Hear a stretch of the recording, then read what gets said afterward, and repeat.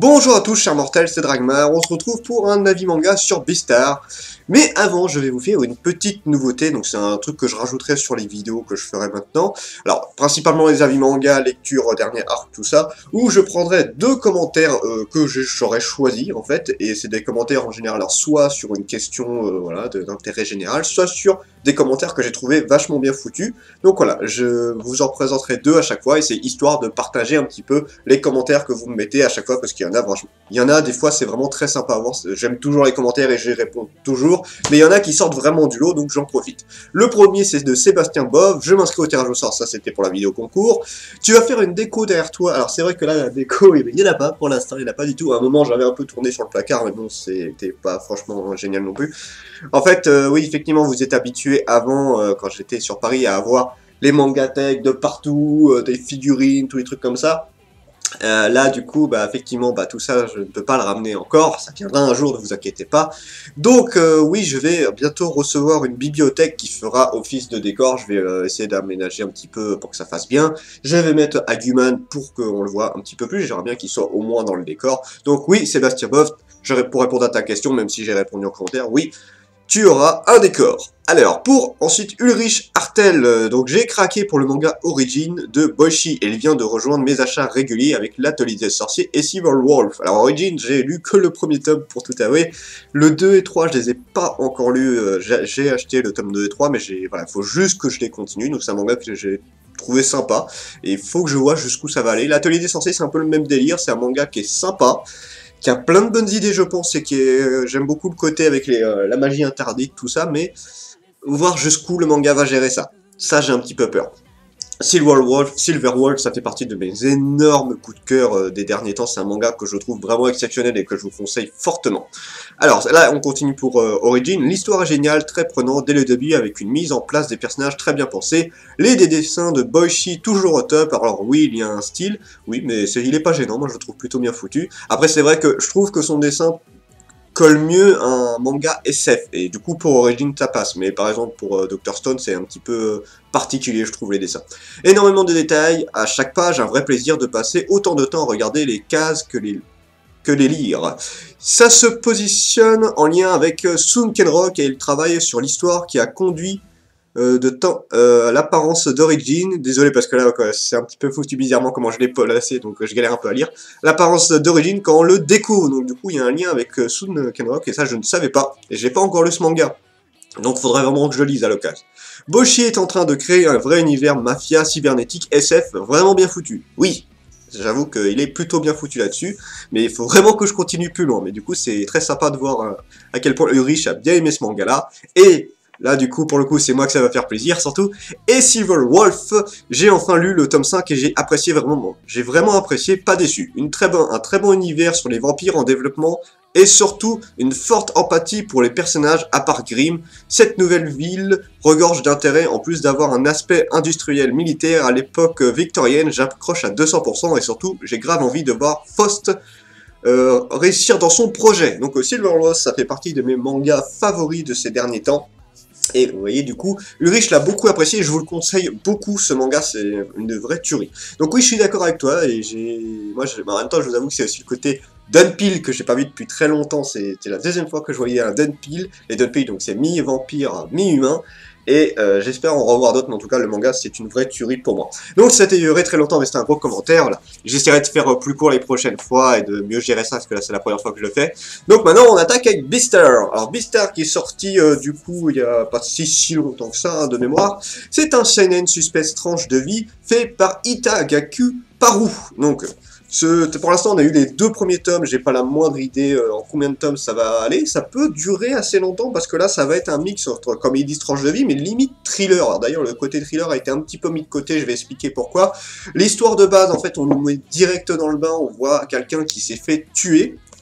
En fait, c'est ça que je trouve. Alors, un petit peu dommage, enfin, dommage oui et non. En fait, on a un meurtre dès le début, on sait pas encore qui c'est, on sait juste que c'est un carnivore qui a tué un herbivore. Alors déjà, il y a un a priori sur les carnivores qui, évidemment, ils ont leur instinct primaire qui peut des fois s'emballer. Donc on a pas eu vraiment de cas de... Enfin, sauf là, qui est un peu une exception, mais le manga ne nous parle pas que c'est une habitude. C'est, voilà, c'est... Les carnassiers restent, voilà, agréables à vivre, voilà, ils ont juste leur instinct primaire qui peut des fois péter un câble, ou genre on a vu des fois une hyène et un autre qui se sont foutus sur la gueule et qui commençaient à sortir les crocs, mais pour se foutre entre elles, en fait, donc c'était pas une attaque vers un herbivore, voilà, c'est deux carnassiers qui se foutent sur la gueule. Voilà, on a eu quelques accrochages. On a le héros aussi, Legoshi, qui à des moments avait des envies de sang, ce genre de truc-là. Donc là, en fait, on a un peu une lutte sur l'instinct par rapport vis-à-vis des carnivores et les herbivores qui ont, eux, une grande peur des carnivores qui se disent bah, putain, en fait, je peux me faire bouffer à tout moment. Et en fait, je prends un peu l'exemple de Zootopia où c'était un peu le même délire, sauf que c'est arrivé plus tard, l'a priori. Voilà, tout le monde est habitué aux carnassiers, tout le monde est habitué aux herbivores, ils ont chacun leur manière de vivre, et ils n'ont pas spécialement peur l'un de l'autre. Et enfin, on sait que dans le fond de la société, il y en a un petit peu. Mais voilà, c'est surtout sur la fin, ou vers la fin, où tu t'en rends compte vraiment. Là, c'est dès le début, les gens ont peur des carnassiers à cause de cette affaire, mais je pense que ça datait aussi d'avant. Pareil, on a le fait que bah, certaines, genre il y a des souris, bah, forcément elles sont toutes petites, du coup, bah, les grands mammifères peuvent leur marcher dessus, donc pareil, c'est une galère pour eux, donc ça tu le comprends, hein, mais il y en a du coup, bah, voilà, ils disent, ah, putain, les grands, ils sont vraiment chiants, on peut crever à tout instant, bon, ça se comprend, c'est sûr, mais bon, voilà, il y a pareil, encore des a priori, alors que, bah, d'ailleurs, ça, on l'a vu qu'une fois, on l'a vu qu'une seule fois, et bah, là, c'était un tigre, si je dis pas de bêtises, qui a fait gaffe, au final, qui a dit, oh, pardon, je suis désolé, voilà, et puis il a fait gaffe, il va pas marcher dessus. Donc bon, c'est assez particulier, donc ça c'est, voilà, je vais en parler un peu plus en détail parce qu'il y a quand même pas mal de choses à dire sur ce manga-là. L'histoire en tant que telle, donc on a vu qu'il y a eu un meurtre et on va suivre Legoshi, donc Legoshi qui était un loup, d'ailleurs clairement je vous le dis tout de suite, c'est le personnage que j'apprécie le plus dans l'histoire. Alors bon, son caractère en tant que tel est pas nouveau, parce que je sais c'est le gars tout timide, voilà, donc ça fait assez drôle d'avoir un gars tout timide alors que c'est un loup, tu vois, tu t'attends justement qu'ils se servent de ce préjugé de loup pour en faire un mec, voilà, soit qui se la raconte à mort, soit qui pourrait être dangereux, genre de truc. Non, c'est le mec qui ferait pas de mal à une mouche, qui est tout gentil, tout timide, qui ose pas se mettre en avant. Donc c'est assez drôle, mais en fait, j'aime beaucoup le personnage en tant que tel. C'est lui qu'on va suivre le plus, de toute façon. Et le côté, justement... En fait, il y a des moments, donc je vais éviter de trop spoiler et de dire pourquoi, mais il y a des moments où il était en mode putain, j'ai une envie de sang, mais horrible. À un moment, il avait chopé quelqu'un, et le fait d'être en contact de cette personne, il voulait pas lui faire de mal, c'était par rapport à un truc où il devait surveiller un endroit, et sauf qu'en fait, son instinct était en train de remonter, il avait une envie de sang, sauf qu'il était en train de lutter, et il y a 2-3 fois dans le manga où il lutte sur ça, et j'avais beaucoup aimé d'ailleurs la phase avec le deuxième tome sur la fin, où là, il s'était un peu plus lâché, donc sur un carnivore, bon, là c'était beaucoup plus intense je trouve, et c'est ça qui est intéressant, c'est qu'en fait pour l'instant je trouve d'ailleurs, les herbivores ne sont pas vraiment mis en avant, on a beaucoup le côté carnassier qui est mis en avant, donc le problème c'est que là si je commence à parler de ça, j'ai pas fini, en fait il faut que je passe le résumé et après je vous donne mon avis là-dessus.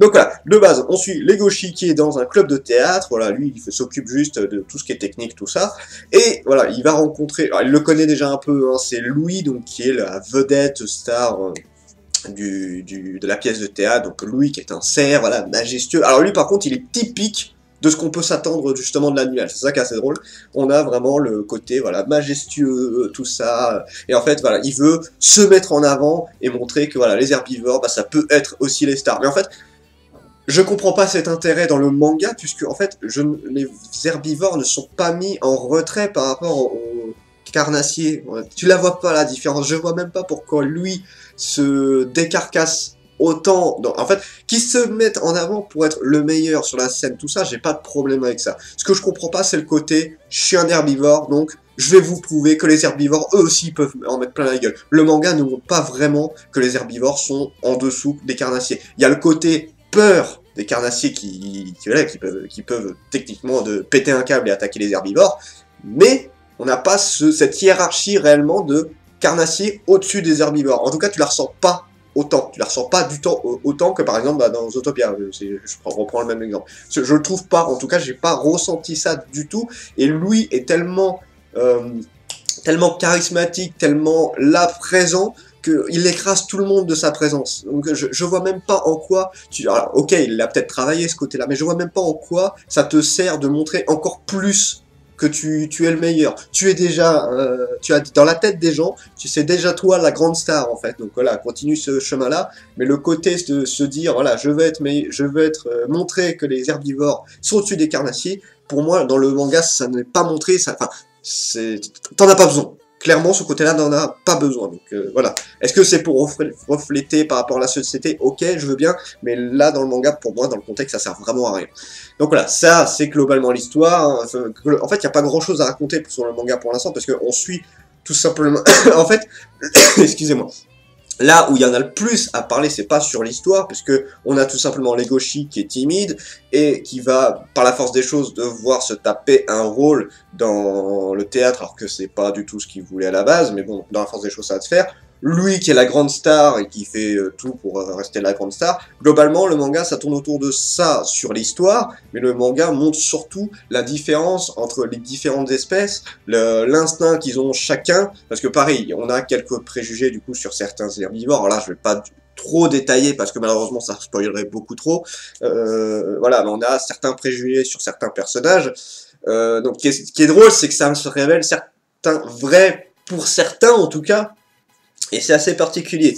Voilà, le manga, je le trouve vraiment très intéressant, mais je trouve qu'il y a des côtés qui ont été peut-être un peu mal gérés, parce que la seule chose que pour moi le manga reflète, c'est que les herbivores ont peur des carnassiers. Mais je ressens vraiment, vraiment pas ce côté carnassier au-dessus herbivore. Je le ressens pas. Dans le manga, je le ressens pas du tout, du tout, du tout. Parce que t'as tout, hein, regarde, dans les chefs, t'as une oie, dans les professeurs de mémoire, t'avais même un fourmilier, enfin voilà, enfin, je sais plus, mais voilà. Il y a très peu au final de carnassiers qui sont chefs. Il n'y en a pas tant que ça au final, et même voilà, les carnassiers ne sont pas spécialement mis en avant dans des rôles importants. Bah là, le rôle principal de la pièce, bah, c'est justement c'est un cerf. Bon, ok, il s'est peut-être mis à fond, mais voilà, il y a très peu de moments où tu vois les carnassiers comme des mecs ultra imposants. T'as un tigre à un moment qui essaye de se démarquer, mais justement t'as plus l'impression que c'est lui l'herbivore en mode en fait je veux montrer que je suis fort, tout ça. Voilà, il a son côté voilà, je suis fort, je suis un tigre, tout ça. Mais il écrase pas les autres. Il est pas là à dire allez cassez-vous, c'est moi le meilleur, tout ça. Il veut montrer qu'il peut faire tes choses, mais au final il a pas le même impact que Louis, tout ça. Voilà, je sais pas. Je pourrais en parler des heures parce que franchement le manga il est sympa. L'idée est super intéressante, mais c'est assez particulier comment c'est foutu. Et d'ailleurs voilà ce truc que j'ai oublié de dire justement, c'est que l'enquête qu'on avait au début sur le meurtre, bah, c'était complètement zappé. On en a reparlé presque pas dans le manga. C'est à un moment justement, ils soupçonnent les carnassiers forcément. De toute façon c'est un carnassier qui a fait le. Je pense que vu la façon même tu vois à peu près c'est quoi, donc ça a l'air d'être. Il te montre ça comme si c'était un loup. Je suppose que c'est une espèce du même genre. Ça m'étonnerait que ce soit Legoshi, mais ce serait original que ce soit lui. Mais j'ai du mal à croire. J'y crois moyen que ce soit lui. Mais voilà, ce côté enquête du début, qu'en plus il te balance en plein dans la gueule dès les premières pages, tu le retrouves pas après. Ils en parlent même plus, ils en parlent deux, trois fois, genre en souvenir de lui, genre à un moment ils ont retrouvé comment dire, ils ont retrouvé des habits de la personne qui est morte, voilà, ils ont eu une petite pensée pour lui, à un moment Legoshi il a ramené voilà, un souvenir à une fille qu'il aimait, voilà, on a eu deux, trois trucs, mais il n'y a pas vraiment d'enquête sur qui a fait le meurtre, et c'est un peu con parce qu'au final c'est important, en plus voilà, encore un dernier détail, dans ce monde, manger de la viande c'est interdit. Voilà, tu ne peux pas manger de la viande parce que techniquement, ça revient à être cannibale. Hein, voilà, c'est nous comme si nous mangions de la viande humaine, tu vois. Donc ils ne se mangent pas, mais du coup, comme les herbivores et les carnivores n'ont pas les mêmes besoins nutritifs, donc les herbivores ils ont leurs plats classiques, hein, des légumes, tout ça, et les carnivores ils ont des plats qui permettent de combler ce manque-là. Il y a des œufs, il y a du pain, enfin, ils essaient de faire ceux de la cafette et tout, ils font des repas qui permettent de subvenir aux besoins des carnivores. D'ailleurs, je me demande s'il n'y a pas un petit message végétarien dans tout ça, je me fourvoie peut-être dessus, mais voilà, c'est plutôt intéressant, c'est plutôt bien foutu, et je comprends le principe, effectivement, s'ils mangeaient de la viande, ça veut dire qu'ils mangeraient des congénères, et ce serait du coup beaucoup moins bien vu vis-à-vis des herbivores. Donc ça, c'est plutôt logique, et visiblement, les carnivores le voient très bien. D'ailleurs, c'est assez marrant de voir quand ils voient les menus, ah, je kiffe ce menu-là et tout, finalement, ça les gêne pas du tout. Donc c'est plutôt sympa là-dessus, donc justement, on se voit bien que dans ce monde, manger de la viande, donc attaquer quelqu'un, c'est ultra mal vu. Le manga insiste vachement là-dessus, manger de la viande, c'est un crime. Bah ouais, bah du coup, il y a eu un meurtre. Quelqu'un qui a mangé un herbivore, on n'en parle pas plus que ça. Je sais pas, détailler ça, bon ok, tu me diras, ça viendra peut-être dans les prochains tomes, mais là on a fait déjà 2 tomes, là. Ça aurait été que le premier tome, j'aurais dit ok, là ça fait 2 tomes, 2 tomes, on en a presque pas parlé de ce truc-là. Là on est sur le théâtre, hein, quasiment. Donc voilà, ça c'est sur la vie personnelle. Donc, pour la note de potentiel, j'ai mis un 16 sur l'histoire parce que je trouve que c'est intéressant et qu'il y a moyen de faire quelque chose de très très bien et j'ai hâte de voir jusqu'où ça peut aller. Là j'ai donné tout mon avis dessus, hein, ça sert à rien que je le répète, on a vraiment quelque chose de sympa. Pour les personnages, alors Legoshi je le trouve super intéressant, c'est vraiment mon plus gros coup de cœur du manga. Louis je le trouve pas si intéressant que ça, en fait il a un charisme tellement balèze qu'il est trop présomptueux, il sait qu'il a une prestance, et je vais pas dire qu'il en abuse, mais elle est tellement, en fait, il y a un degré de charisme qu'il faut respecter sur les personnages, et là c'est trop. Alors, ça colle bien au personnage, c'est clairement le personnage qui a un charisme et qui veut montrer que c'est lui le meilleur, voilà. Du coup, bah c'est trop. Je trouve que c'est un peu trop. C'est pas un défaut du manga, hein. Pour moi ça colle parfaitement au personnage, mais du coup j'adhère pas à Louis. Je l'aime pas, je l'apprécie pas spécialement. Après, il n'y a pas trop d'autres personnages importants, il y a des personnages qui vont devenir récurrents, comme la Lapine, qu'on va sûrement voir un peu plus, mais elle, on l'a vu que très très rapidement, donc bon, elle, voilà, elle est intéressante en soi, mais j'attends qu'elle soit un peu plus développée, parce que on a juste eu quelques brides d'infos sur elle, et j'attends de voir un peu plus ce qu'il va avoir comme information. Donc voilà, c'est surtout Legoshi que j'aime énormément, qui a vachement bien évolué, d'ailleurs je trouve, c'est sur la dernière phase du tome 2, je l'ai trouvé super intéressant. Ça c'est pour les personnages, donc c'est un 14. Pour les dessins, j'ai beaucoup hésité parce que j'ai mis un 15, parce que les dessins sont pas si sublimes que ça, c'est des dessins, bah des fois, je vais pas dire bâclés, mais il y a des moments où j'ai l'impression de voir des croquis, trucs du genre, et des fois, bah c'est bien travaillé sur les détails des personnages, mais il y a des fois, bah c'est un petit peu mis à l'arrache, je trouve, les dessins. Et des fois, t'as des dessins qui sont sublimes, genre quand il faut montrer les crocs, ou quand c'est des scènes assez importantes, voilà, ça, y a pas de problème, c'est super bien dessiné. Ce que j'ai remarqué, et que je trouve assez balèze, c'est que c'est un des rares mangas qui gère aussi bien les cases. J'ai rarement vu des cases aussi bien uniformes, où voilà, c'est vraiment partagé partout. Et alors, il y a du blanc, mais il est pas gênant. Et c'est ça qui m'a fait bizarre, c'est que bah, souvent il y a des nuances de gris, de noir, tout ça, ou alors à ce moment-là tu mets un décor, du coup ça évite que pendant toute la page il y ait du blanc, ou justement les cases se superposent, enfin c'est mis d'une certaine manière que ça m'a pas gêné. Ça m'a pas gêné. En fait, je l'avais pas capté quand j'ai lu, et là à chaque fois je refeuille un petit peu avant de faire une vidéo pour être sûr, et bah non, je trouve ça vachement bien foutu au final, donc je mets un 15, je peux pas mettre une meilleure note parce que je trouve pas les dessins si ouf que ça, mais juste pour le côté d'avoir réussi à cacher tout le blanc, je trouve ça bien, voilà, je trouve ça que c'est une bonne prouesse, voilà. Jusqu'où le manga peut aller, je mets un 17, parce que je pense qu'il y a vraiment moyen de faire quelque chose de super, mais j'aimerais vraiment qu'on retravaille un petit peu le côté enquête du début. J'aimerais bien qu'on en apprenne un peu plus là-dessus parce que ça a été vraiment mis de côté. C'est comme si c'était rien passé et c'est très dommage parce que c'est quelque chose. Justement, cette peur des carnassiers, elle a vite diminué au fur et à mesure, je trouve. T'as toujours les préjugés par rapport aux carnassiers ou leur grande taille, mais la peur, elle a très vite diminué. Même presque à la fin du premier tome, ouais non, même à la moitié du premier tome, t'étais déjà descendu quasiment. Donc voilà, c'est un peu dommage, je trouve. Donc voilà, j'espère vraiment que ça va revenir. Donc ça lui fait une note de 15,5, et je le conseille vraiment, mais c'est assez particulier, c'est très psychologique, c'est vraiment voilà, sur la société, ce genre de truc-là. C'est intéressant, est-ce que ça va toucher tout le monde ? Je sais pas, voilà, c'est à vous de voir. En tout cas, j'ai vraiment beaucoup apprécié, je suivrai ce manga de très près. Cette vidéo était déjà très longue, c'était Dragmar, je vous dis à la prochaine, chers mortels. 光る砂粒だね一粒もこぼせない忘